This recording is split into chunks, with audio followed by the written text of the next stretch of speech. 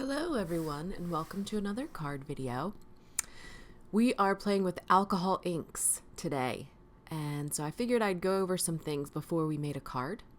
So Ranger makes at least these two different types of Yupo paper. One is larger and is more matte, still glossy but more matte, and the smaller version that is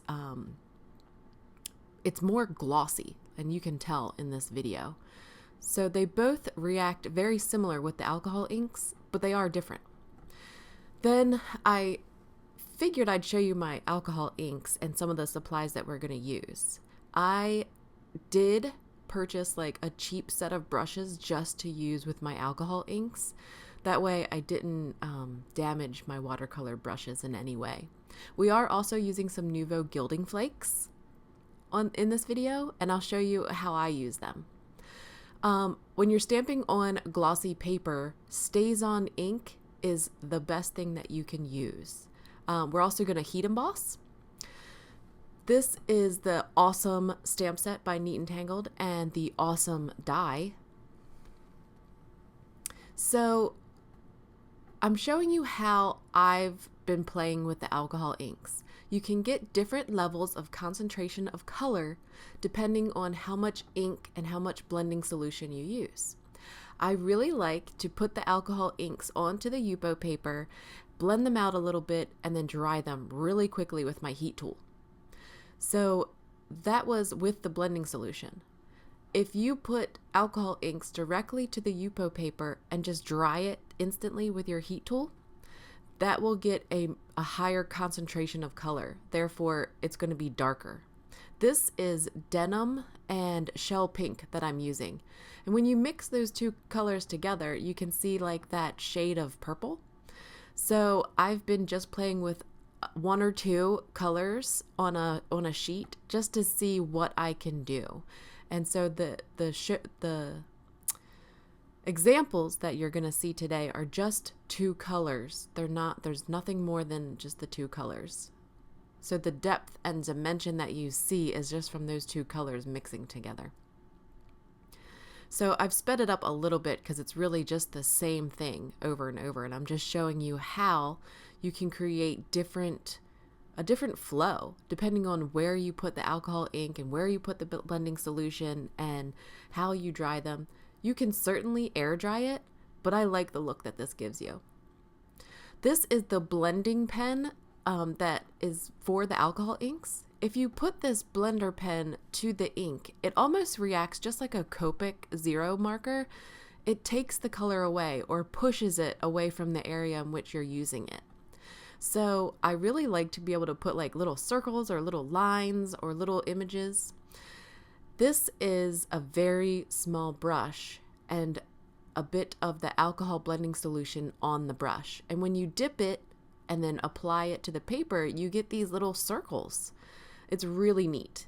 I have a blast making these little circles. And on the black, it shows up really well. So I figured that's how I would show you. But yeah, it's just a little drop of the blending solution onto your alcohol ink project. So now we're going to add some Gilding Flakes.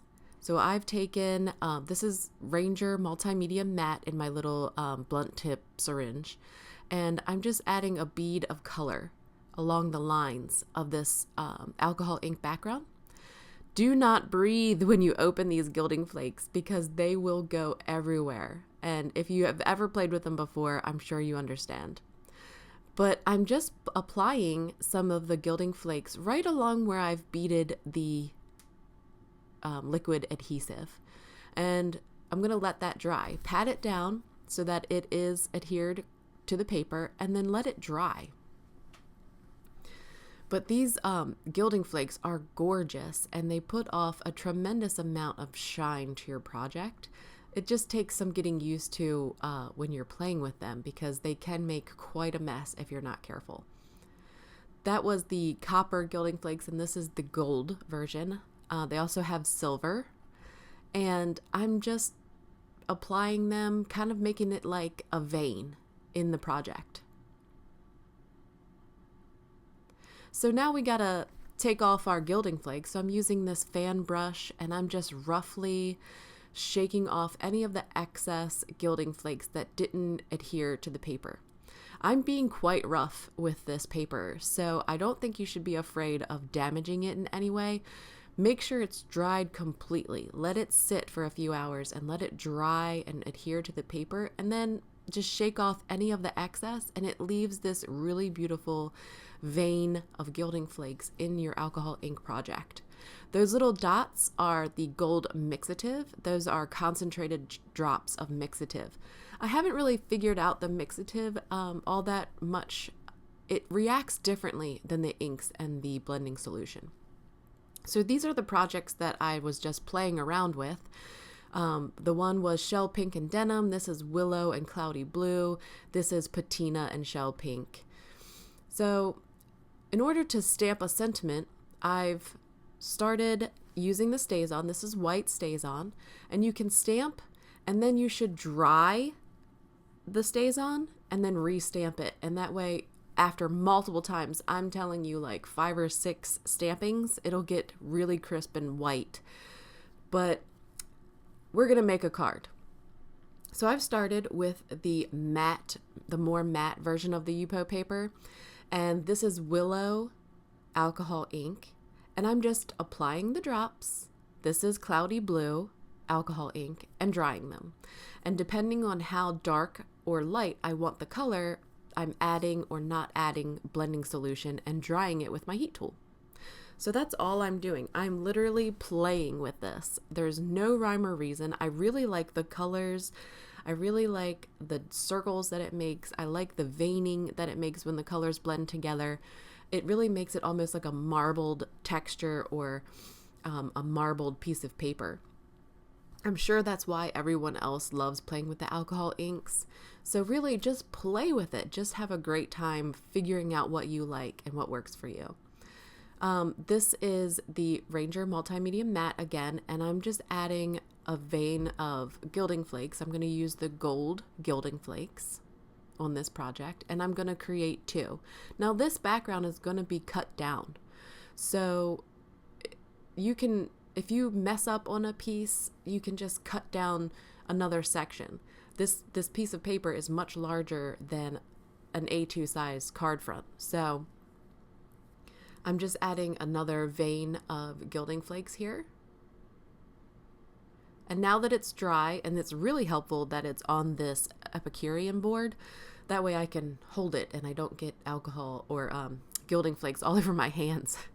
But I'm just shaking it off just like I did before and removing all that excess gilding flakes. And you can keep those gilding flakes that are off into your box. If you start quite a collection, you can reuse those.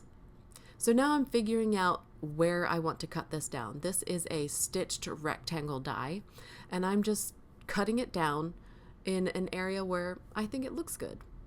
Unfortunately, you can't get 2 backgrounds out of one piece of Yupo paper, but you can save it for something. I'm sure you can figure out something to use it for. So I'm using my powder tool to make sure that none of my embossing powder is going to stick, and I'm using Versamark ink on the You Are So sentiment that I've stamped, and I'm applying some Hero Arts Ultrafine embossing powder. And it is really imperative that you try not to warp your paper. So I'm touching it and then moving it away, touching it with the heat tool and moving it away. And that way it doesn't warp the paper too badly.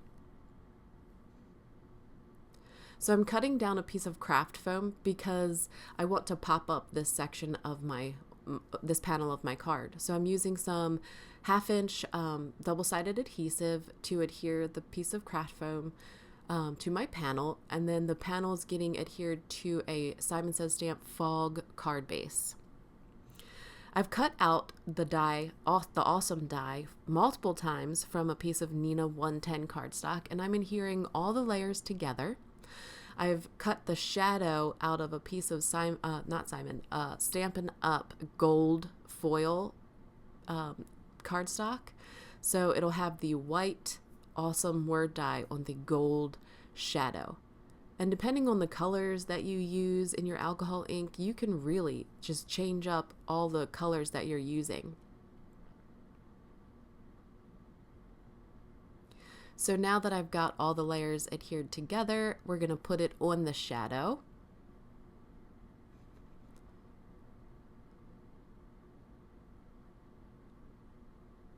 Just tiny dots of adhesive all around the background or all around the back of the word die, and then placing it on the shadow and then letting that sit for a few minutes and let it dry. So now we're putting the two pieces together. We have the panel and the word die on our beautiful marbled background, and this is being popped up with Scotch 3M foam tape, and that's it. Enjoy playing with your alcohol inks, and I love seeing everyone's projects, and I hope you enjoyed it.